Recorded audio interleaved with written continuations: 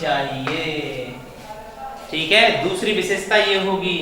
अब देखो इससे हमें फायदा क्या होगा, जब मैं ये तुम्हें विशेषताएं बता दूंगा ना, तो अब ये सारी की सारी विशेषताएं मैं पदार्थ के अंदर ढूंढने लगूंगा कि इस पदार्थ में देखिए ये विशेषताएं हैं क्या, इस पदार्थ में देखना ये विशेषताएं हैं क्या, इस पदार्थ में ये देखना विशेषताएं क्या है। जो पदार्थ भी इन सभी विशेषताओं को फॉलो करेगा उसे पकड़ लेंगे, बस यही है आनुवांशिक पदार्थ। समझ पा रहे हो? तीसरी विशेषता देखते हैं।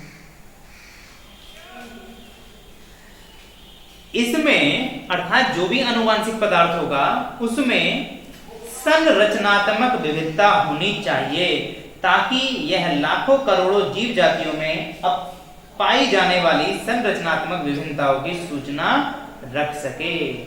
मतलब क्या है, इसके अंदर भैया संरचनात्मक विविधता होनी चाहिए। संरचनात्मक विविधता क्या है, इसकी जो संरचना होगी उसमें अंतर, ठीक है, उसमें अंतर होने के कारण ही तो हम में और अन्य जीवों में अंतर है। अर्थात देखो, सब कोशिकाओं में मिलना चाहिए, एक जीव की सभी कोशिकाओं में और एक जाति के सभी जीवों में उसकी मात्रा समान होनी चाहिए, और दूसरा उसमें संरचनात्मक विविधता भी होनी चाहिए, स्ट्रक्चर, ठीक है, डायवर्सिटी।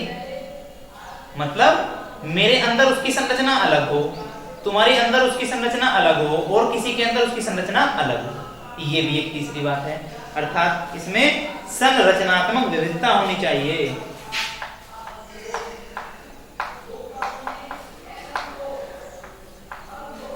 संरचनात्मक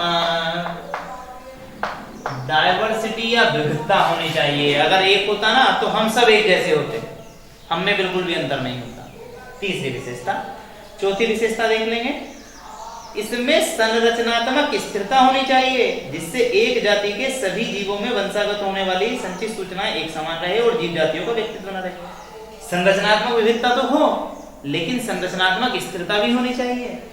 संरचनात्मक स्थिरता का मतलब क्या है कि ऐसा ना हो कि भाई हम में इतना परिवर्तन हो जाए किसी व्यक्ति में, मान लो हम सब मानव जाति हैं, तो उस पदार्थ में इतना परिवर्तन हो कि मेरी बनावट तुम्हारी बनावट अलग अलग दिख जाए, लेकिन इतना परिवर्तन ना हो जाए कि मैं या तुम मानव जाति के सदस्य ही ना रहो।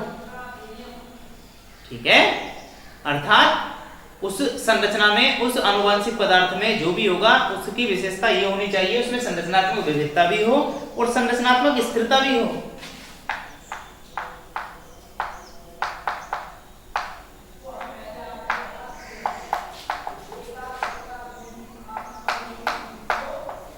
अर्थात वो स्थिर हो, लेकिन बस थोड़ी बहुत उसमें विविधता हो, बदले ना, ठीक है, स्थायी बना रहे।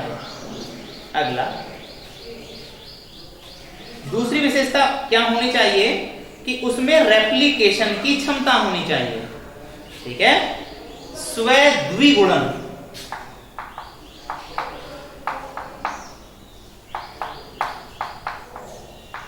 सेल्फ रेप्लिकेशन, अर्थात वो पदार्थ में उसे कहूंगा, मान लो ये ए आनुवांशिक पदार्थ है, तो इसे जब ही कहूंगा जब ये अपनी जैसी स्वयं दूसरा ए और बनाने की क्षमता रखता हो।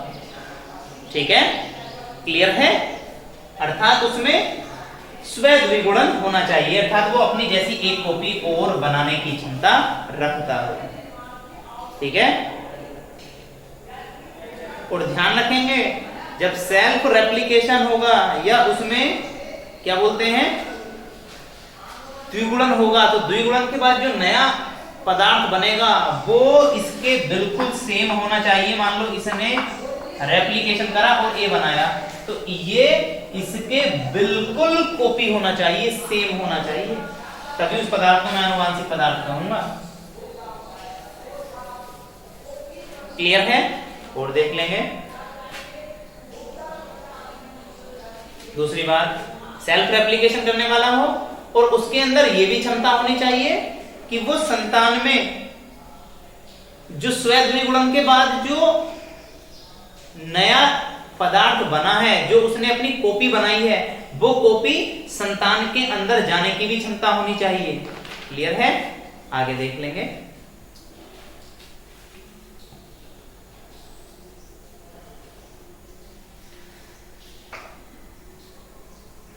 5 पॉइंट हमें समझ में आए हैं। नेक्स्ट, जब स्वेद विगुणन के बाद उसकी जो कॉपी बनेगी वो कॉपी संतान के अंदर जानी चाहिए, ये विशेषता होनी चाहिए। आगे देख लेंगे।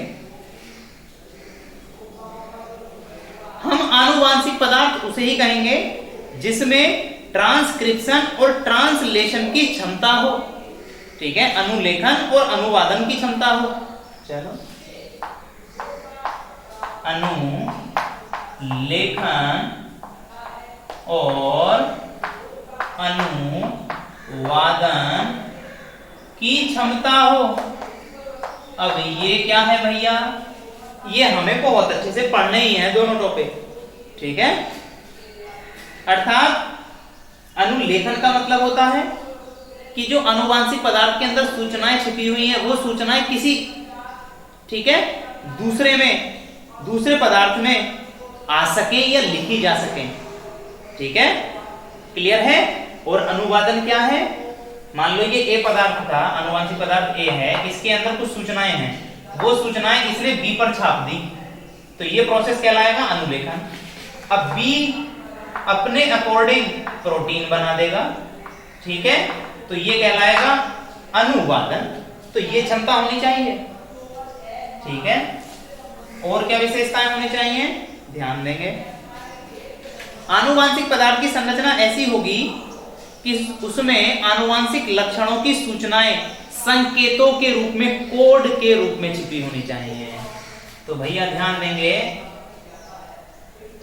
नेक्स्ट क्या होगा, आनुवांशिक पदार्थ उसे कहेंगे जिसमें जो आनुवंशिक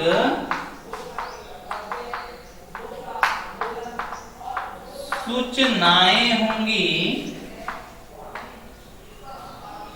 ठीक है, संकेत के या संकेतों के रूप में होनी चाहिए।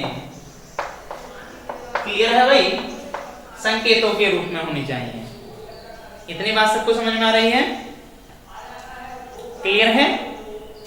और देख लेंगे, आनुवांशिक पदार्थ में उसे कहूंगा जो वातावरण के अनुसार, ठीक है, या जिसमें वातावरण के अनुसार परिवर्तन हो सके, अर्थात वातावरणीय परिवर्तन भी हो जाएं।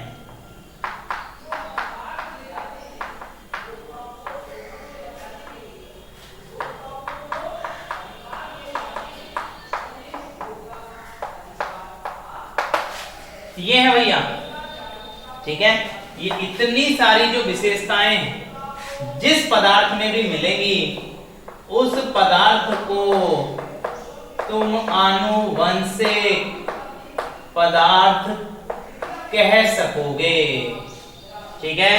अब समझे हो, तो अब हमें एक चीज समझ में आनी चाहिए कि भैया ये विशेषता देख लो, कोशिका के अंदर कोई भी सेल है, ये इसके अंदर देख लो, ये पदार्थ है, ये पदार्थ अगर इन सारी बातों को पूरा कर रहा है तो यही आनुवंशिक पदार्थ है। ये है, इसने तो नहीं करी, इसे देख लो, ये सारी कर रहा है क्या, जो भी करेगा, जो भी इन विशेषताओं को पूरी करेगा वही क्या बन जाएगा, आनुवंशिक पदार्थ बन जाएगा।